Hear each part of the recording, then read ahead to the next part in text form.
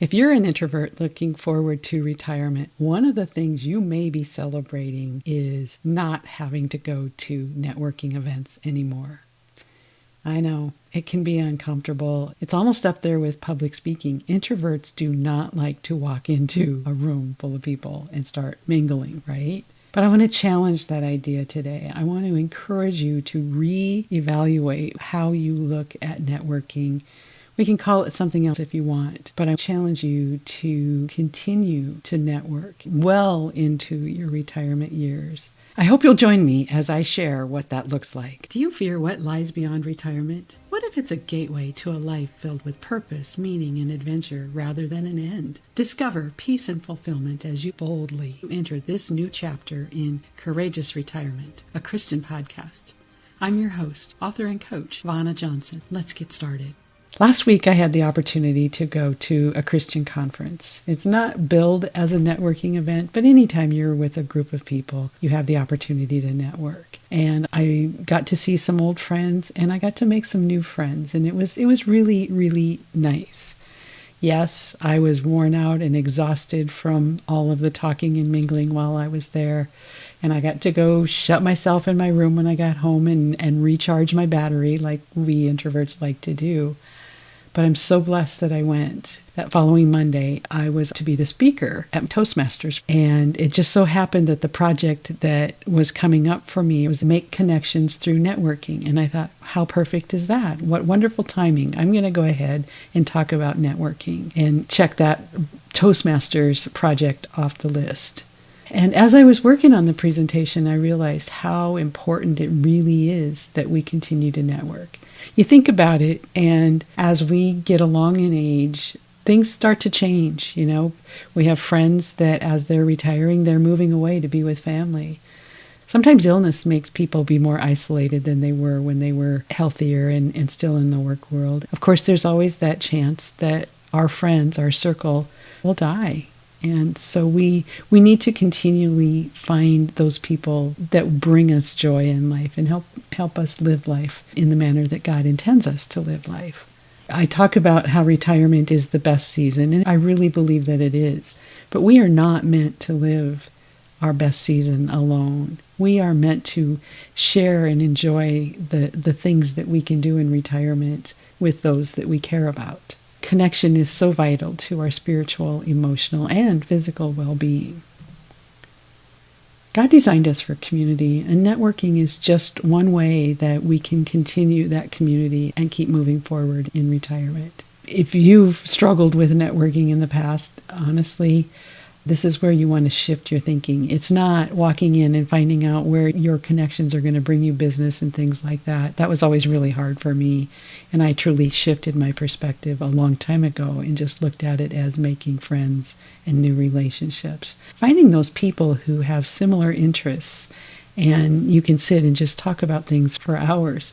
Sometimes it's fun things, like my earlier podcast on geocaching. That might be one of the things. It also may be similar interests as far as our health challenges, or in my situation with parents with dementia, I really appreciate the friends that I have who are walking that same path. And we can talk about similar experiences and encourage and support one another along that path. So where do you go to network? Where do you find these new friends? Well, the obvious one for those of us that are Christians is a church. We find people that have similar values there. And there are always things going on in a church setting that gives you an opportunity to go and meet people. It can be hard. Just because it's church doesn't mean it's easier when, there's a ladies group or a men's group that's inviting people. It's hard to walk into that room alone. So what I encourage you to do is when there's an event and you don't have anybody to go with you, if you have friends that are in that congregation, pick up the phone, shoot them a text, and invite them to go with you. But if you don't have somebody to go with you, go anyway. Go ahead and register, and then make yourself do it when it's time, because we're introverts. We're going to want to just cancel and say, I don't want to do this. I don't want to go. Do it. Just go. First of all, my best advice is to, as you're driving to the event and as you walk up to the building and into the room, be praying. Ask the Holy Spirit to lead you to someone who may be needing a friend or that maybe has similar interests and could be a good friend for you. Then, when you walk into that room, look around, find somebody that you know that you can go engage in conversation. Or another thing that I really like to do is find that person that's standing off on their own or sitting at a table all alone. I love to just go and say, oh, hey, do you mind if I sit here? And then engage them in conversation. Because you know that if they're sitting there all by themselves, they too are wishing they had stayed home. And so you already have that in common. Other places that you can network, and maybe we should use a different word, and other places that you can find new friends are volunteer opportunities. You can go do, like we have a food bank here in our community, or you can serve a community banquet. One of the things that I did this year was I did door hangers for our Right to Life Get Out the Vote campaign. And so I went out and hung door hangers and met people that way. Of course, there's always book clubs, hobby meetups, other community classes that you can take. The local Chamber of Commerce often has events, or other service organizations have events that you can go and get involved that way. And then another idea that sometimes I think we forget about is there are so many online communities.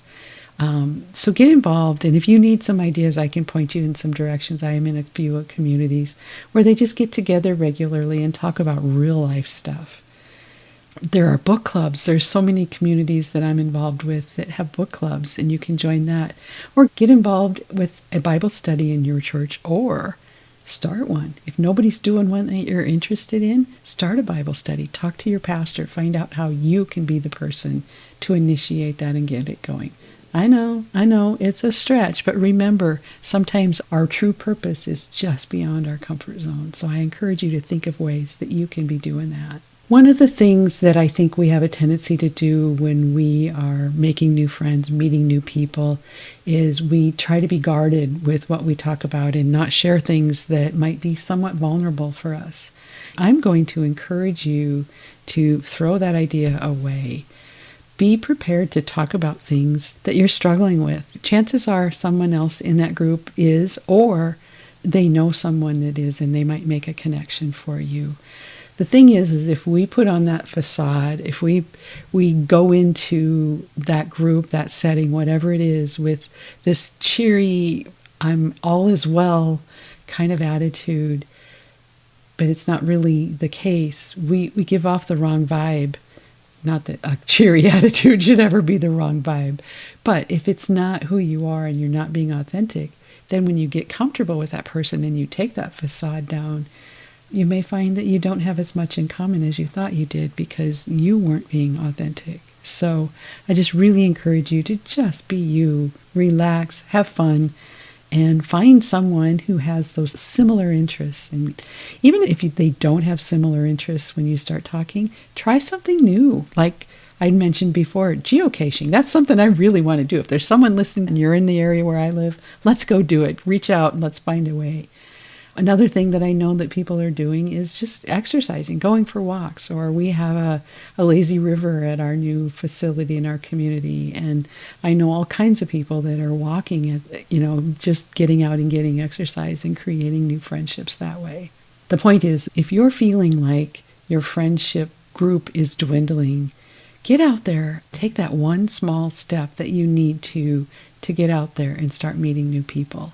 Think of networking as building your future support system. It's a system that you're going to need to get through some of the challenges that are coming in life. Don't wait until you need people in your life to start making new friends. Start doing it now. So just remember, courage, when we talk about courageous retirement, it doesn't always mean boldness. It doesn't always mean sharing your faith story right at the get-go. Sometimes it just means saying hello to someone new and starting up a conversation. Maybe something as simple as the weather. A verse that I encourage you to think about is from Ecclesiastes 4, 9 and 10. 2 are better than 1. If either of them falls down, one can help the other one up. And we need community. We're built for community. And so I just really encourage you to find those people that you can encourage and support, and that will encourage and support you as well. I want to challenge you to think of one person that you could connect with this week. Maybe it's an old friend you just haven't communicated with for a long time. Reach out and see if they want to go for a walk or a drink or join a Bible study or whatever with you. Make that effort. You know, another thing you can do, and it's not fully fleshed out yet, but I have created Club More. And really right now it's just my newsletter giving encouragement and support through this courageous retirement process and how to finish well. So join that, and I will be sharing ideas on how to join communities through that. I will put the link in the show notes, so I encourage you to do that. You don't have to network like you did when you were back in the business world, but find a way that feels comfortable and maybe a little bit of a stretch, but that is an easy way to step into it for you. And then just go and be yourself. One of the things that I want to close with is to remind you, I'm truly an introvert. You may not know that. I can sometimes be that outgoing introvert that I really do love people, but when I need to recharge my battery, I need to go and be alone to do that. And that's how I know that I'm an introvert.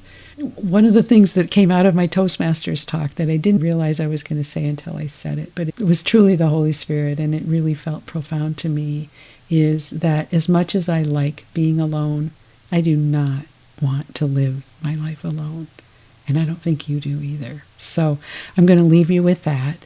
And I just want to thank you so much for stopping by today. It's always such a blessing to have you here.